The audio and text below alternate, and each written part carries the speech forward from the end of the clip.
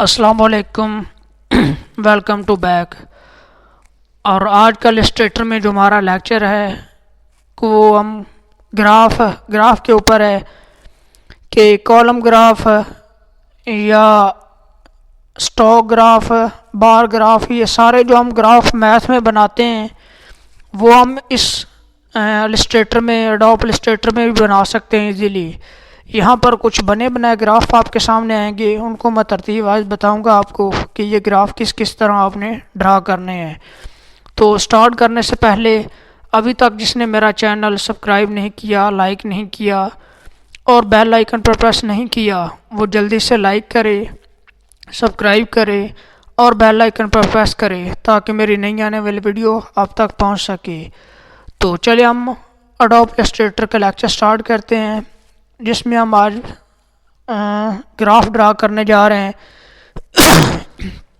अगर यहाँ पर आप इसके छोटा सा कॉर्नर्स को नीचे से दबाएंगे तो यहाँ पर उसके जो लाइन ग्राफ है इसके सामने एक छोटा सा और कॉर्नर आपको नज़र आएगा, उसको दबाएंगे तो ये सारे ग्राफ एक लाइन वाइज आपके पास आ जाएंगे। यहाँ से इसको उठा लें, अपनी मर्ज़ी से जिस तरह मर्ज़ी आप रखना चाहें इसको रख सकते हैं। मैं यहाँ पर नीचे रख रहा हूँ इसको। तो सबसे पहले जो इसमें ग्राफ है वो लाइन ग्राफ है, यानी कि ये मैं आपके सामने ड्रा करने जा रहा हूँ। ये मैंने एक इस तरह से लाइन ड्रा कर दी, ये आप सामने ऊपर देख सकते हैं। ये मैंने एक से इसकी जो ऊपर से जो यानी कि एक्स एक्सिस जो इसकी रकम चल रही है ये 0.0 से शुरू हुई है और 1 इसका एंड है। अगर यहाँ पर मैं रकम बढ़ा दूँगा तो ये रकम डेफिनेटली वहाँ पर भी बढ़ा देगा, ये देख सकते हैं। यानी कि यहाँ पर आप अपनी मर्ज़ी से जो वाई एक्सिस कॉलम है इसका कॉलम, उसमें जो आप रकम है वो अपनी मर्ज़ी से बढ़ा सकते हैं। कि मैं 5, ये देख सकते हैं मैं 4 करूँगा तो ये ख़ुद ब खुद उस कॉलम को यानी कि उस ग्राफ को उस शक्ल में खुद ब खुद डाल लेगा कि यहाँ पर इसकी मैं जो नंबरिंग है वो किस तरह करनी है। तो इस तरह से ये पहला ग्राफ था कॉलम, इसकी आप नंबरिंग इजीली बढ़ा सकते हैं। तो नंबर सेकंड हमारे पास जो ग्राफ है वो है स्टॉक कॉलम ग्राफ है। इसको हम ड्रा करते हैं। ये सामने मैं आपकी ड्रा कर रहा हूँ, ये देख सकते हैं। ये बेसिकली सेंटर से शुरू हुआ, इसकी भी 0 से उन्होंने शुरू की। यहाँ से आप इसका कॉलम भी अपनी मर्ज़ी से, मैं फ़र्ज़ करे 6 ले लेता हूँ और इसको मैं ओके कर देता हूँ तो ये उस तरह आपको एक उसकी शेप्स बना कर दे देगा। उसके जो नंबरिंग है वो खुद ब खुद सेट कर लेगा। तो ये दूसरा ग्राफ था हमारे पास स्टॉक। और थर्ड वन जो हमारे पास है वो है बार ग्राफ।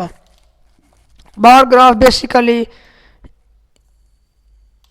ये इस तरह का कुछ होता है, यानी कि पहले ये वाई एक्सिस ऊपर की तरफ बन रहा था, अब ये एक्स एक्सिस की तरफ ग्राफ वो ड्रा कर रहे हैं। यानी कि वाई एक्सिस जो कॉलम है उसकी तरफ से ये एक्स एक्सिस की तरफ बढ़ा रहे हैं। यहाँ से मैं इसकी नंबरिंग थोड़ी सी ज़्यादा कर देता हूँ ताकि आपको समझ आ जाए। ये देख सकते हैं यहाँ पर वो अपनी मर्ज़ी से आप नंबरिंग सेट कर सकते हैं। ये था बार ग्राफ जो कि वाई एक्सिस जो ऊपर ये लाइन नज़र आ रही है आपको, ये ऊपर की तरफ से नीचे की तरफ ड्रा किया गया है। इस यानी कि आप ये कह सकते हैं कि राइट की तरफ से लेफ़्ट की तरफ ड्रा किया गया है या राइट की तरफ से लेफ़्ट ड्रा किया गया है। और इससे आगे जो हमारा बार है वो स्टॉक बार है, उसको हम ड्रा करके देखते हैं। यहाँ ऊपर ये देखें, वो थोड़ा साइज़ उसका कम था क्योंकि वो लाइन बार था। इसके बाद स्टॉक बार आ गया है। इसकी भी आप अपनी नंबरिंग जो है वो अपनी मर्ज़ी से कोई भी सेट कर सकते हैं।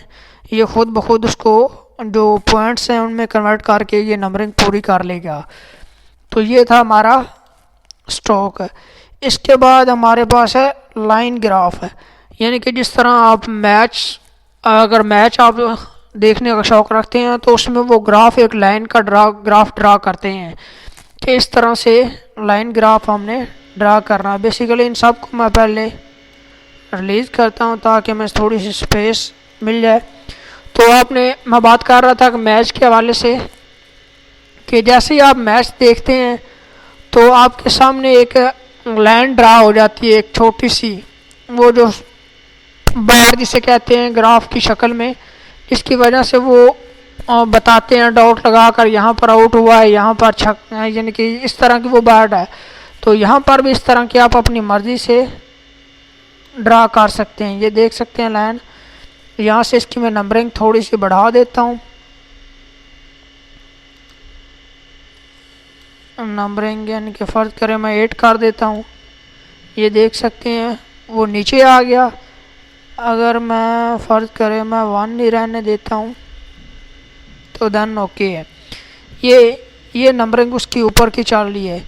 इसका अलाइनमेंट जो है, अगर आप कम करते ज़्यादा करेंगे तो ये नीचे की तरफ आता जाएगा, अगर आप इसकी नंबरिंग बढ़ाते जाएंगे तो ये ग्राफ नीचे की तरफ आता जाएगा, कम करते जाएंगे तो ये ऊपर की तरफ जाता जाएगा। इसके बाद हमारे पास जो ग्राफ है वो एरिया ग्राफ है। ये देख सकते हैं, ये हमारे पास जो ड्रा हो गया है इसको कहते हैं हम एरिया ग्राफ। ये जो खाली बना हुआ है हमारे पास, ये एरिया ग्राफ। इसके बाद हमारे पास है सेक्रेट ग्राफ।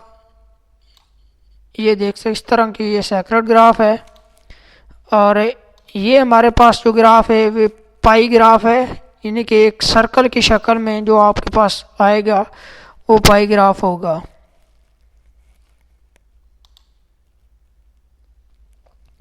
ये हमारे पास पाई ग्राफ हो गया।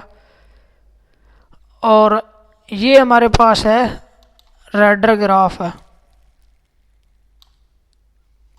ये हमारे पास ये ग्राफ हमारे पास तो थे आज। टोटली हमारा बेसिकली मकसद था कि ये हमारे पास जितने भी ग्राफ पड़े हुए हैं, ये बने बनाए आपके पास ग्राफ पड़े हुए हैं, इनकी मदद से आपको कभी ग्राफ बनाना पड़ जाए तो यहाँ से आप इजीली ग्राफ अपना ड्रा कर सकते हैं। तो इसके साथ ही हम एक छोटा सा टूल और पढ़ेंगे। इन सब को मैं सेलेक्ट करके डिलीट करता हूँ। ये हमारे थे ग्राफ का लेक्चर। और इसके बाद हमारे पास एक है स्लाइस सेलेक्ट टूल है। स्लाइस सेलेक्ट टूल क्या करता है, काम क्या करता है, और सिलेक्शन टूल एक है और एक सिर्फ स्लाइस टूल है, एक स्लाइस सिलेक्शन टूल है। स्लाइस टूल जो बेसिकली है ये हमारे पास है मेजरमेंट के लिए यूज़ होता है। भी किसी भी आप इस तरह के शेप्स जो बनाना चाहें आप, उसकी ये मेजरमेंट आपको करके बता देगा इसकी लेंथ कितनी है और इसकी हाइट कितनी है, आपने कितनी लंबाई यानी कि इसकी रखी है और कितनी चौड़ाई रखी। इस तरह से आप जैसे वो ये बिल्डिंग वगैरह की आप पैमाइश करते हैं, उनके लिए ये ज़्यादा काम आता है कि आपने कितनी हाइट ये जितना आप ड्रा करेंगे, जितना भी लंबा कर लें उसकी ये आपको हाइट भी बता देगा।